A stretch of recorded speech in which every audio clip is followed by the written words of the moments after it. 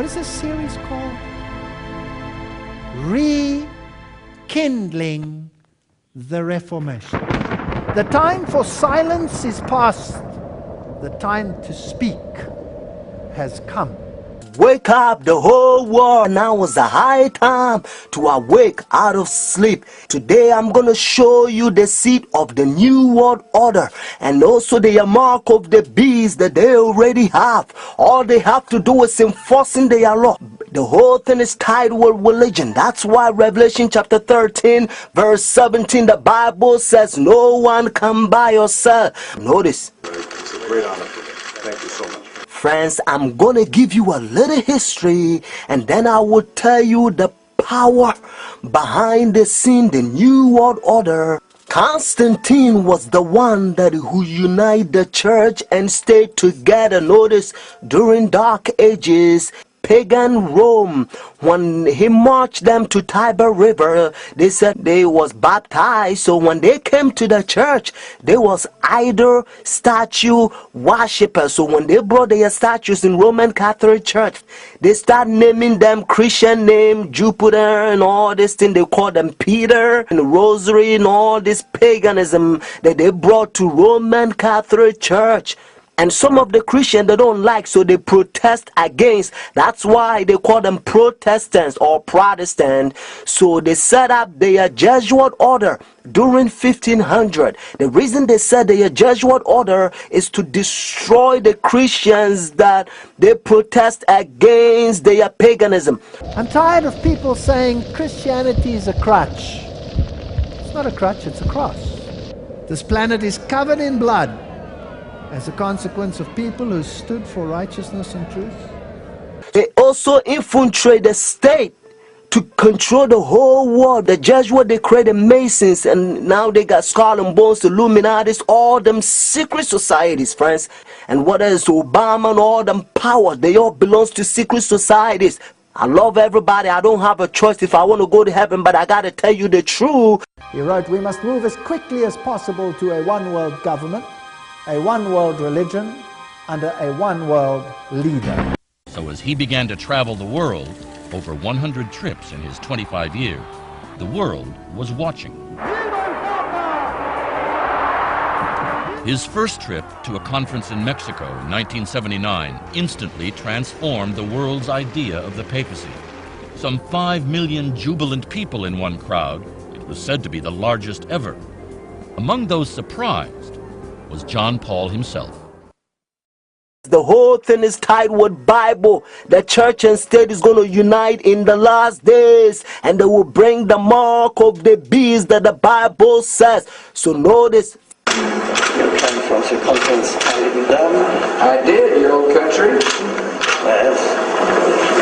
And it was successful. Successful, we have some decisions. It's not so easy with us. The Iraq War has been another foreign policy challenge, beginning with John Paul's papacy. Other foreign policy priorities for Benedict include pushing for peace in the Holy Land and decrying rising secularism in Europe. He's also been quietly working to establish relations, something that was not possible during the last papacy, largely because of John Paul's role in the fall of communism in Poland. The Chinese obviously didn't want John Paul II running around China doing the same thing. Pope Benedict is not that kind of a threat to China. Most of the time, in places around the world, Vatican diplomats work outside the spotlight, where experts say they often have an advantage. Some question how much government leaders of today truly listen to what the Pope has to say. And that, observers say, is a moral authority that can't be measured by economic strength or military divisions. A moral authority Benedict hopes to draw upon when meeting with U.S. officials and speaking before the United Nations. I'm Kim Lawton in Washington. Now we can see a new world coming into view. A world in which there is a very real prospect of a new world order. Pope Benedict XVI is calling for a new world financial order. A document entitled Charity and Truth was released just hours before the G8 summit. Friends, the Jesuit order, they also infiltrate every religion, especially Sunday churches. That's why Revelation chapter 17 called this power Paul. Notice, the mother of harlot. Jesus Christ is the one who died for the whole world, and he's drawn everybody to himself. But this power, they don't want you to go to Jesus Christ. They want you to go to them and confess your sin to them. So notice what Revelation chapter 18 says. And they also infiltrate the kings, presidents. So notice. And he cried mightily with a strong voice, saying, Babylon the great is fallen, and is fallen, and is become the habitation of devils, and the hole of every foul spirit, and the cage of every unclean and hateful bird. For all nations have drunk of the wine of her fornications. And notice, and the kings of the earth have committed fornication with her. Friends, now I'm gonna tell you their mark. Notice this power, the mark of the beast. Because notice, if the Bible says the mark of the beast, means this power has a mark. The beast is a language that God is using for this power. And they themselves, they says in their own book, the book of Catechism, the old version, notice, they says Sunday worship is their mark of authority.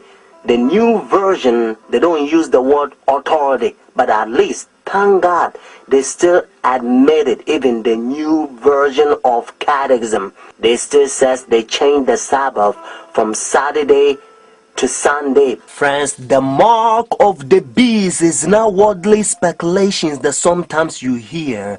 Some people says, well, it's computer chip. Unfortunately, you don't find in the Bible. And some people says, it's 666. But according to Revelation 13 verse 18, actually 666 help you to find the beast. What I mean is to identify the beast. But the Bible says the mark. The reason why I repeat and I kind of stretch it, because I don't want you to miss it. It's a deception. Notice the mark of the beast. It's clear. It means the power, the beast has a mark to change the Sabbath from Saturday to Sunday. But unfortunately, Sunday churches, they adopt sun worship day for so many years. They don't want to get rid of it. But actually, it's a pagan sun worship day, Sunday worship. Look, even the spellings, you'll find out. Matter of fact, if you look at your calendar, Sunday is always begin as the first day of the week. Unfortunately, they will skip, and some people, they don't know, they will count Monday as the first day of the week, because according to Revelation chapter 12 verse 9, the devil will deceive the whole world. So it's a deception. So the devil, he's in the process blinding the people, including the Christendom. Friends, if you go to church Sunday, notice the first day church, now you don't have the mark of the beast according to Revelation 14 and 13, unless the law is enforced. That's why now you hear different country, they try to forcing the people to now sell or do anything on Sunday, because they try to enforce the law. But according to Bible, notice United States is the one who's going to cause the whole world to worship the beast. Their sun worship day means Sunday worship according to Revelation 13. So whenever United States enforce the law, then every country also going to enforce, because they control the whole world. Every president on the Roman Catholic Church. When our founders declared a new order of the ages, they were acting on an ancient hope that is meant to be fulfilled. And now, because they control every president in every country, they a new world order. So now they're using the president to sign up laws and all kinds of rules like gay and lesbian. And now they don't want you to talk about Bible. If you go to work, they don't want you to talk about Christ, because they say it's offended. They try to put the whole world in darkness. They don't want people to know the truth, just like what they did in dark ages. They remove Bible from people and they put people in darkness so that they can control them. That's what they're doing again. Notice what Bible says in Romans chapter 13 verse 11 to 12. And do this knowing the time that now is a high time to awake out of sleep. Now our salvation is nearer than when we first believed. The night is far spent, the day is at hand. Therefore let us cast off the work of darkness and let us put on the armor of light. The time you have spent to study Bible a year, now you have to do it couple months. It's time to pray more and talk less. Friends, Jesus Christ is coming for the church without spot or wrinkle. Watch this. When Nazi Germany attacked Britain in 1940, Winston Churchill called on his people to defend Christian civilization. Today there is a new kind of battle in Britain, and Christianity is again at stake. Dale Hurd reports from London. The coronation of Queen Elizabeth. Like British monarchs before her, she promised to maintain the laws of God and the true profession of the gospel. But Britain today is at war with the gospel and with itself. Christians who try to be Christians in the workplace risk being demoted or fired. Religion. That's why Revelation chapter 13 verse 17, the Bible says no one can buy or sell. Notice. It's a great honor for me. Thank you so much. Friends, I'm gonna give you a little history and then I will tell you the power behind the scene, the New World Order.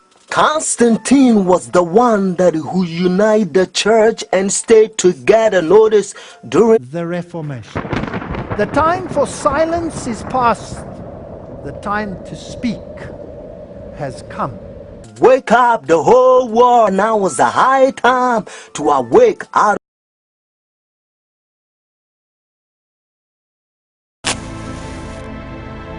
What is this series called?